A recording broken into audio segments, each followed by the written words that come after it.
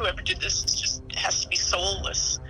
I mean, can't even be a human being. There's a particular kind of cruelty that doesn't announce itself. It doesn't wear a mask or lurk in dark alleyways. Sometimes it arrives wearing a smile, spinning a sob story, and holding out its hand. And if you're the kind of person who has spent your entire life trying to help others, the kind who performs magic tricks just to make a child laugh, who refuses to retire because your patients still need you well, then you might never see it coming. Dr. Thomas Burchard spent 4 decades healing people. He devoted his career to children in crisis, his evenings to the woman he loved, and apparently a great deal of his savings to someone who saw him not as a person, but as a transaction. This is the story of how that ended, and how a Mercedes-Benz abandoned on the edge of the Nevada desert became the last chapter of a good man's life. Part 1. A Body in the Desert. It was early morning on March 7, 2019, when a lone driver traveling along State Route 1047 near the Lake Mead National Recreation Area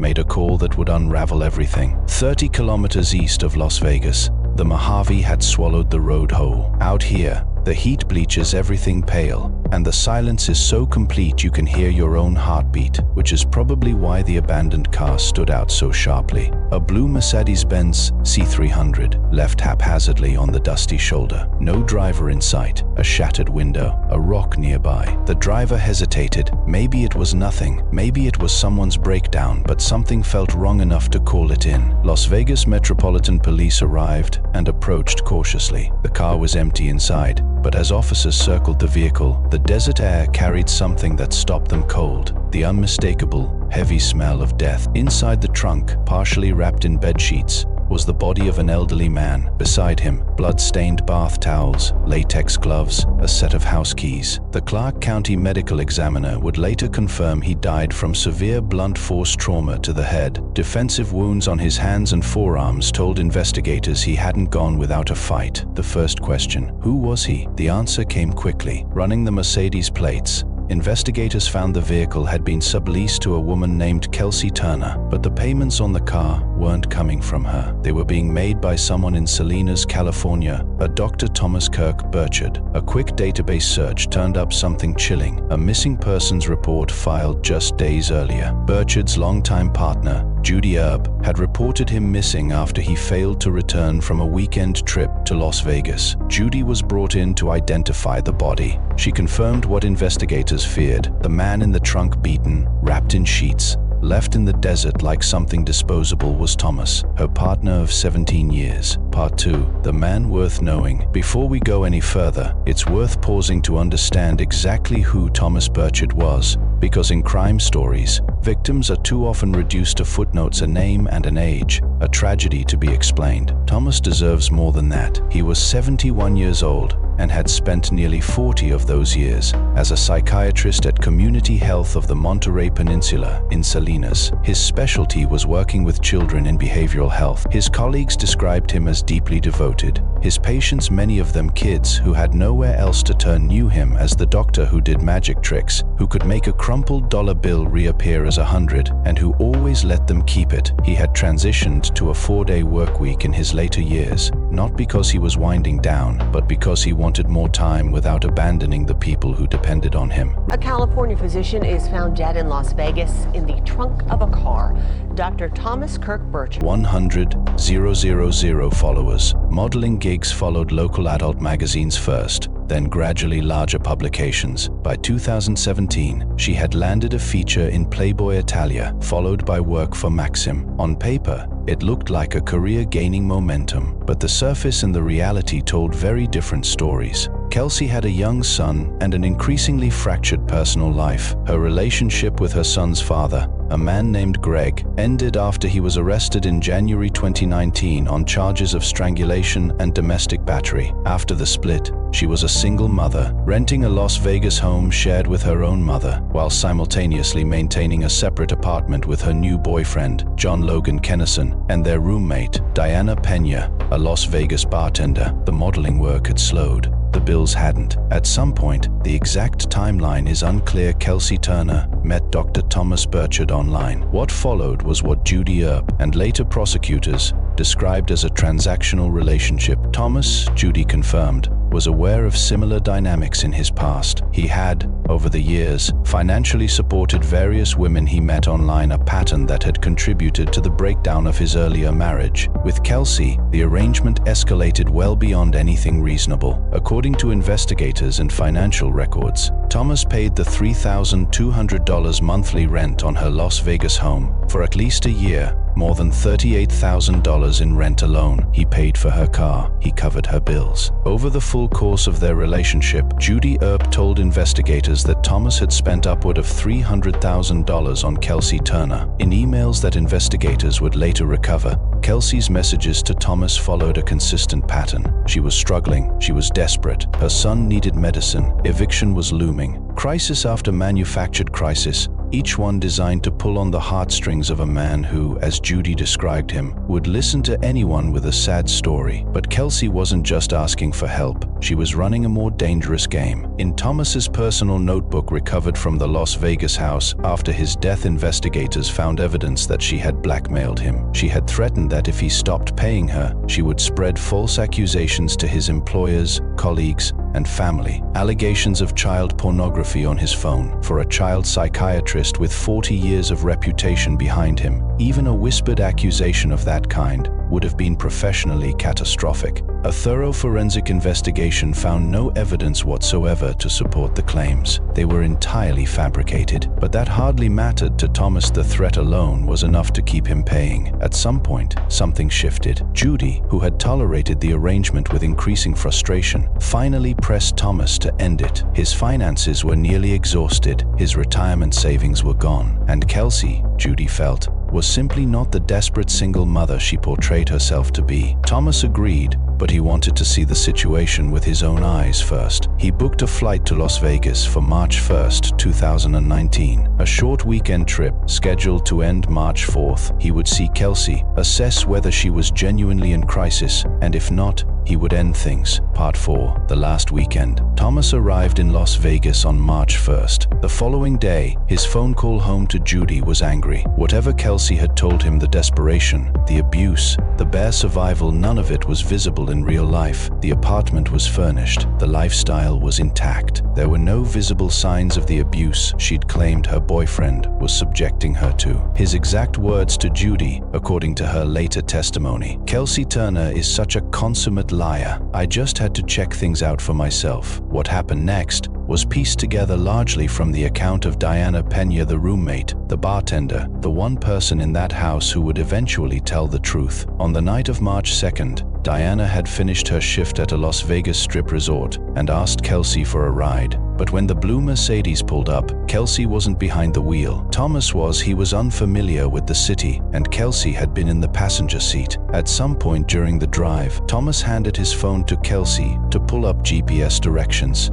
Instead, she started scrolling through his messages and found something that ignited her fury. There were texts between Thomas and her own mother. They were not romantic or inappropriate. They were concerned. Thomas had been expressing worry about Kelsey's lifestyle, the drinking, the drug use, and, critically, the well-being of her son. He had apparently discussed whether the child was being properly cared for. For Thomas, it was an act of care. For Kelsey, it felt like a betrayal. She exploded. In the car, with Diana watching from the back seat, Kelsey began screaming, hitting him, accusing him of going behind her back. Thomas tried to de-escalate. He kept saying he loved her, that he only wanted to help, but Kelsey wasn't listening. She was furious, and she was about to cut off his money. When they arrived at the house, the situation worsened. John Kennison, Kelsey's boyfriend, was there, and he was brought up to speed quickly. Neither Kennison nor Turner was prepared to watch their financially subsidized lifestyle come to an end. Thomas retreated to the guest bedroom. That's when Kelsey turned to John and told him to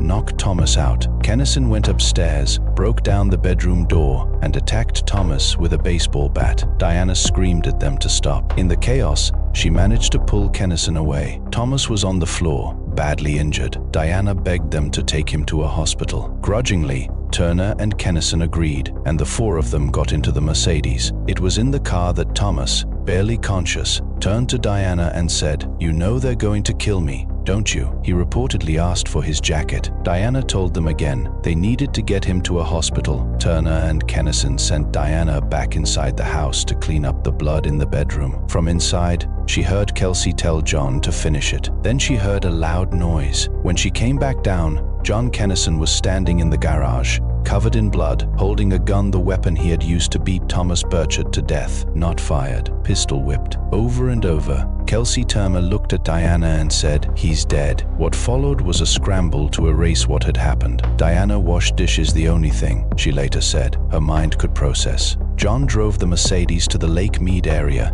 and abandoned it, with Thomas's body in the trunk. Back at the house, Kelsey and Diana cleaned, though the effort was incomplete. Blood had soaked into the walls and floor, a door had been broken clean in half, and the bath towels they'd used matched the ones found with Thomas's body. The next morning, March 6th, all three of them left the property. Neighbors watched them go. Nobody knew Thomas Burchard had been dead for days. Part 5, the investigation, the arrests, and the unraveling. Judy Earp filed the missing persons report when Thomas didn't get off his plane on March 4th. Las Vegas police performed a wellness check at Kelsey's house on March 5th, but without a warrant, they couldn't enter. The windows were open. The front door was unlocked. The house appeared abandoned. Strange, but not enough, legally, to justify entry. Thomas's body was found on March 7th. That gave investigators probable cause. When they swept the house, the crime scene told its story clearly. The broken door, the blood patterns across walls and floors, cleaning supplies scattered everywhere, and fingerprints from Kelsey Turner, John Kennison, and Diana Pena throughout. Bath towels in the house matched the ones wrapped around Thomas's body. A baseball bat was found in the Mercedes.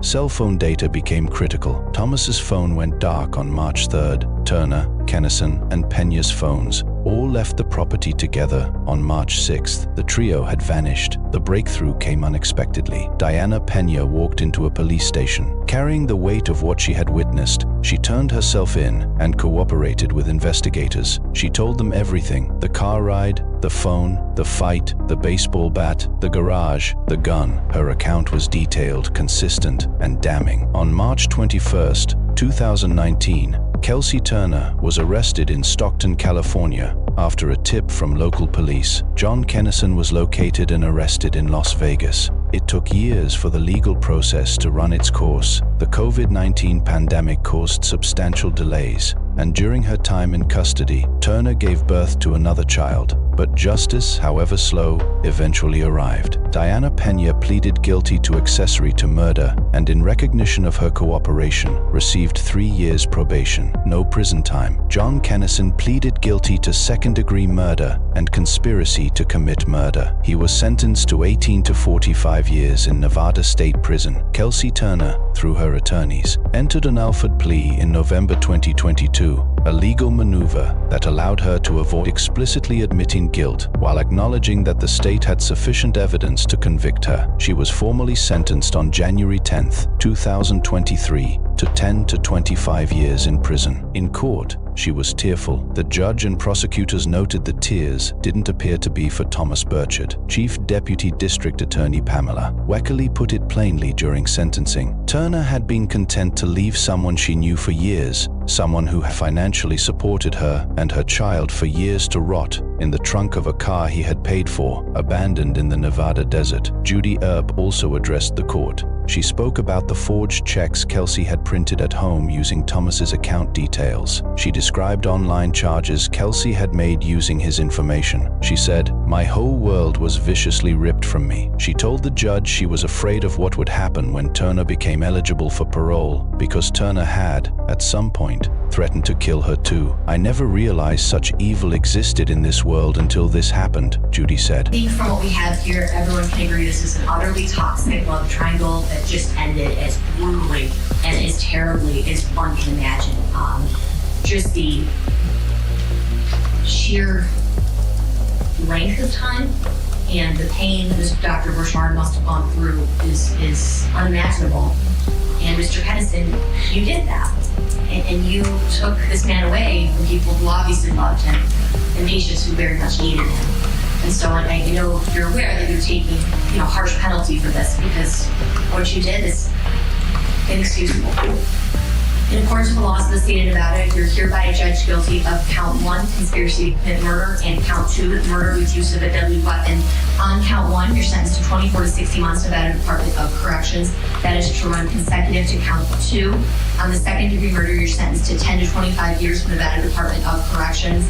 The total sentence, the aggregate sentence will be 18 to 45 years from Nevada Department of Corrections. Part 6. What this case leaves behind. Thomas Burchard was not a naive man in the traditional sense. He was a psychiatrist. He understood manipulation, dependency, and the ways people perform distress. And yet, he was undone by the same quality that made him exceptional at his job. Ms. Kennison, how do you plead to those 2 charges?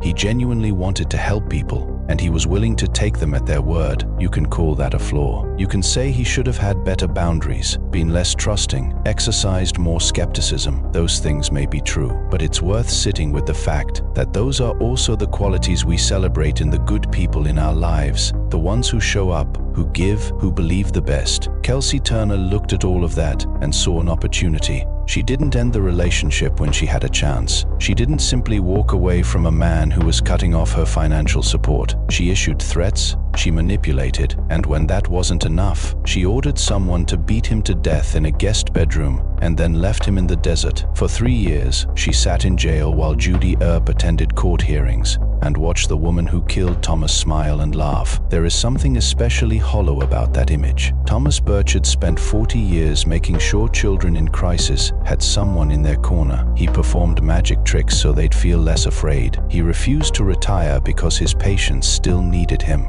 That's who was put in that trunk. He is still remembered in Salinas, by his patients, by Judy, by the colleagues who said his death was devastating to an entire community that had depended on him for decades. Justice, in this case, came. But for Judy Earp and everyone who knew Thomas, the sentence will never feel proportionate to what was taken. Some debts can't be repaid. That's the case of Dr. Thomas Burchard, a man whose greatest strength was ultimately used against him. I'd genuinely like to know what you think about this one. Where does the moral weight sit for you? Do you think the sentences were appropriate? And what does a case like this make you feel about trust, generosity, and the people who exploit both? Leave your thoughts in the comments. I read them all. If you're watching for the first time, welcome. Subscribe if you'd like more stories like this one each week. And if you've been here a while, thank you, genuinely. Until next time, take care of yourselves and take care of each other.